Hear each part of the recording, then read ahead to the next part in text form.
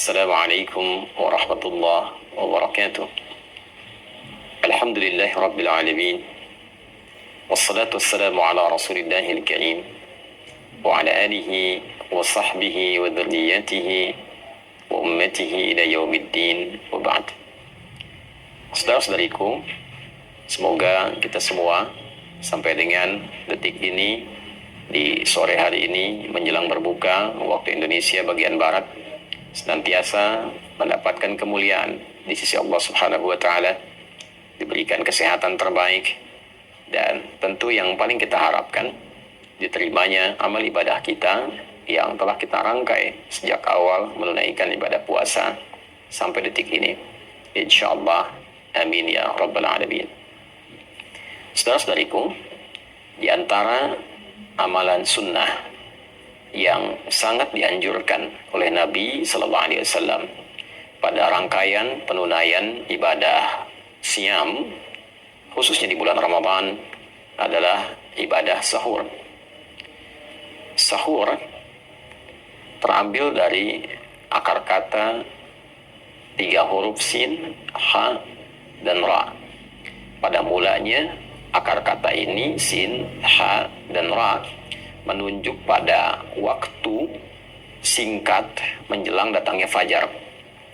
Bila kita kalkulasikan saat ini fajar misalnya jam 4.43 waktu Indonesia bagian barat di Banten misalnya, maka setidaknya kita ambil 15 sampai 30 menit kurang lebih. Jadi 4.15 hitungan kasarnya, dimulai waktu sahar sampai tiba fajar 4.43. Itulah sahar. Jamaknya disebut dengan ashar. Saharun jamaknya asharun. Di dalam Al-Quran Allah memberikan sifat mulia, memuliakan segolongan orang yang mengkhususkan amalan istighfar, permohonan ampunan dan taubat di waktu sahar. Dicontohkan di Quran surah ke-51 misalnya, surah Adz-Dzariyat di ayat ke-18. Wabil ashari hum yastaghfirun. Ada segolongan orang takwa yang memiliki amalan spesial setelah ia tahajud, sebelum tiba waktu fajar, di waktu sahar ia menyibukkan diri dengan banyak beristighfar kepada Allah Subhanahu wa taala. Allah juga mengelompokkan orang-orang yang gemar beristighfar di waktu singkat menjelang fajar pada kelompok yang spesial, bahkan disandingkan dengan orang-orang yang memiliki kekuatan sabar dalam menghadapi musibah, orang-orang yang gemar berinfak, orang-orang yang khusyuk dalam ibadah. Di Quran surah ke-3 Ali Imran di ayat ke-17 kita mendapati keterangan itu. Misalnya saat Allah berfirman, as-sabirina was-sadiqina wal-qanitina wal-munfiqina wal-mustaghfirina bil ashar. Ada golongan orang-orang yang imannya cukup kuat. Mereka itu orang-orang yang mampu bersabar dalam setiap ujian kehidupan. Orang-orang yang mampu membenarkan dan mengamalkan setiap apa yang Allah dan Rasulnya beritakan. Orang-orang yang khusyuk dalam ibadah. Orang-orang yang gemar berinfak. Dan orang-orang yang giat beristighfar, memohon ampunan pada Allah di waktu sahar. Sahar, waktu singkat menjelang fajar. Aktivitas yang dikerjakan di waktu sahar disebut dengan sahur namanya. Sekali lagi, aktivitas yang dikerjakan di waktu sahar disebut dengan sahur. Karena itu, jika disandingkan aktivitas ini dengan makan sebelum menunaikan ibadah puasa, menjadi bagian sunnah yang diisyaratkan juga dalam Al-Quran. Misal di surah Al-Baqarah ayat 187 di penghujung ayatnya, jika kita mengambil keumuman maknanya, wa kulu washrabu hatta yatabayyana lakumul khaytul abyadu minal khaytil aswadi minal fajr. Makan dan minumlah engkau, dipersilahkan senyamannya sampai tibalah waktu fajar itu muncul, ditandai dengan benang putih yang membelah kegelapan malam. Ini satu kata kiasan seperti cahaya yang membelah fajar shadiq yang menghilangkan kegelapan malam, menandai bahwa malam telah dibelah, hilang malam, muncul kemudian fajar. Makan dan minum senyamannya. Sekalipun ayat ini diturunkan untuk juga memberikan satu perbedaan dari kebiasaan orang-orang ahli kitab yang dahulu umumnya mereka puasa tidak makan sahur terlebih dahulu, atau juga sebagian dari kalangan ahli kitab yang mereka menunaikan puasa sampai dengan malam hari ya. Sehingga sahabat banyak berdiskusi, apakah puasa Ramadan ini sama seperti orang-orang terdahulu? Maka Allah menurunkan ayat ini untuk memberikan penguat bahwa puasa cukup ditunaikan dari fajar sampai dengan maghrib. Adapun ba'da maghrib silahkan makan, minum senyamannya sampai menjelang fajar.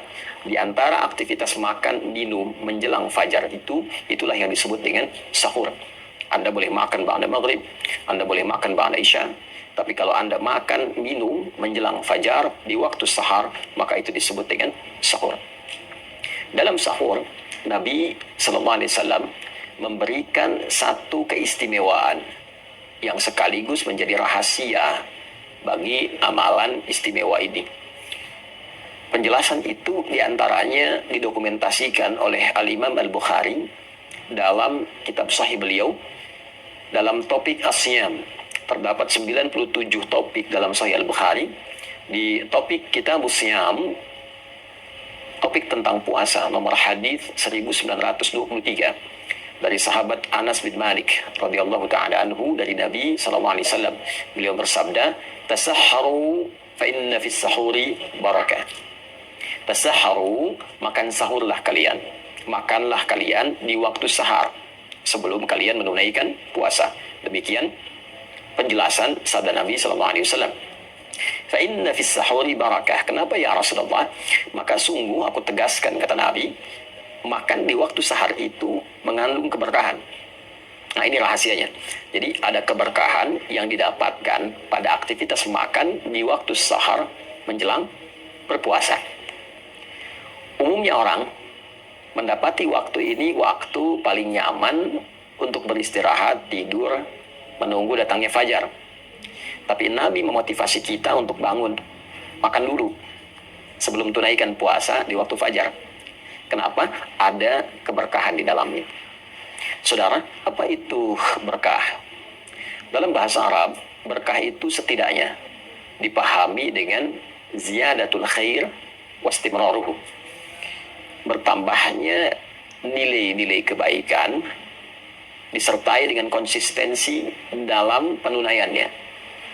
Bertambahnya nilai kebaikan disertai dengan konsistensi dalam penunaiannya. Jadi ternyata dalam sahur itu ada kebaikan. Dan kebaikan itu cenderung konsisten untuk dikerjakan. Para ulama meriset apa kiranya yang dimaksud dengan kebaikan yang muncul dalam waktu sahur pada aktivitas makan ini. Maka sebagian mereka berkata, dari sudut pandang fisikal, makan di waktu sahar bermanfaat pada keadaan fisik untuk menguatkan kita dalam menunaikan puasa, menahan lapar, haus, dan sejenisnya. Dibandingkan dengan makan jam 8 malam, jam 10 malam, atau jam 2 malam yang saat itu dilakukan, sah, tidak menjadi masalah. Namun ketika itu dikerjakan, lalu lantas beristirahat. Ya, kita beristirahat, menunggu fajar sampai dengan maghrib tiba, durasi menahan lapar dan haus terasa lebih panjang. Dibandingkan dengan kita makan, minum, menyiapkan diri menjelang fajar, dekat ke waktu fajar. Sehingga durasi kita menahan lapar, haus saat berpuasa semakin pendek, dan olahan dari makanan minum itu menjadi energi semakin optimal untuk dialirkan pada bagian tubuh kita. Itu riset ulama yang pertama terkait dengan keberkahan makan di waktu sahar. Yang kedua, ada yang meriset juga secara ma'nawi, menunjuk pada keberhasilan seseorang menunaikan sunnah Nabi ini. Ya, salah satunya adalah suksesnya makan di waktu sahar. Yang kita sebut dengan makan sahur itu, tatkala makanan itu dan minuman itu menjadi energi, menjadi tenaga yang disupport-kan pada bagian tubuh kita untuk meningkatkan kebaikan yang konsisten saat menjalani ibadah puasa. Nah, ini sangat dalam sekali, ya, sangat dalam sekali. Jadi ada orang boleh jadi dia makan, minum di waktu sahar, dia ikut sahur, bahkan makannya banyak, minumnya banyak, ya. Tiba kemudian waktu fajar. Tapi sayangnya antara fajar sampai ke maghrib ini ternyata makanan itu tidak terolah menjadi energi yang mendorong pelakunya berbuat baik. Ya, baca Qurannya minimalis, sholat sunnahnya minim, ya, sedekahnya minim, misal, ya. Maka ini menunjukkan dan memberikan kesan bahwa makan di waktu sahurnya itu hanya memberi manfaat bagi fisiknya, tapi berkurang dari segi keberkahannya. Nah, sebaliknya, jika makan itu benar, yang dimakan halal, ya kan? Cara mendapatinya halal, thayyib, kualitasnya benar, menyehatkan buat tubuh, walaupun sedikit yang dimakan, maka ciri keberhasilan sahur itu dia bisa menghasilkan energi yang meningkatkan pelakunya untuk bisa bersemangat menunaikan ibadah dan ragam kebaikan lainnya. Ya, dia makan, disertai dengan istighfar. Begitu dimulai waktu puasa, yang terjadi bacaan Quran dia meningkat, zikir dia meningkat, istighfar dia meningkat, sholat dia meningkat, bekerjanya semangat. Ya, dulu waktu ada operasi militer, ya, di zaman Nabi, perang Badar itu kan berlangsungnya di waktu puasa. Dan banyak sekali operasi-operasi militer dalam konteks bertahan ketika diserang oleh musuh pada umumnya, itu banyak terjadi di waktu puasa. Ya, bahkan kemerdekaan kita Indonesia, jangan lupa kita merdeka, negara kesatuan Republik Indonesia mendapatkan kemerdekaannya itu di waktu Ramadan. Dan deklarasinya hari Jumat, ya di bulan Ramadan. Jadi sesungguhnya makan sahur itu melahirkan energi yang luar biasa untuk segala perbuatan baik, fisik baik, intelektual baik, spiritual baik. Itulah yang dimaksud fa inna fis sahuri barakah. Untuk itu ada baiknya di detik ini kita mencoba mengevaluasi, saya pribadi, kita semua, pertama saling mendoakan, kedua saling mengevaluasi pada diri kita, apakah dalam sahur itu sekedar makan, sekedar minum, atau dalam sahur itu ada sunnah yang berlaku, ada keberkahan yang bekerja, mendorong kita untuk terus semangat dan optimis berbuat kebaikan. Yang terpenting di balik itu semua adalah niat kita mengerjakan sahur untuk mengikuti sunnah Nabi Sallallahu Alaihi Wasallam. Jadi kalau ada yang bertanya bagaimana caranya kita mengonversi sahur sehingga jadi energi yang baik, pertama niatkan untuk mengikuti sunnah Nabi Sallallahu Alaihi Wasallam. Yang kedua, yang paling penting adalah berdoa kepada Allah, minta supaya diberikan kemampuan, ditolong oleh Allah yang dengan itu bisa meningkatkan ibadah kita. Di antara doanya, Allahumma a'inni ala zikrika wa syukrika wa husna ibadatik. Ya Allah, mohon tolong hamba untuk meningkatkan zikir kepadamu, banyak bersyukur kepadamu, meningkatkan ibadah kepadamu. Ya, barangkali ini yang bisa disampaikan dalam edisi Aku Suka hari ini. Semoga bermanfaat. Maafkan saya, Adi Hidayat dari Mira untuk semua. Allahumma taqabbal minna innaka antas sami'ul 'alim wa tub 'alaina innaka antat tawwabur rahim. Rabbana atina fid dunya hasanah wa fil akhirati hasanah wa qina adzabannar. Wa sallallahu ala sayyidina Muhammad wa ala alihi wa sahbihi ajma'in. Wa akhiru da'wana alhamdulillahi rabbil alamin. Wassalamu alaikum warahmatullahi wabarakatuh.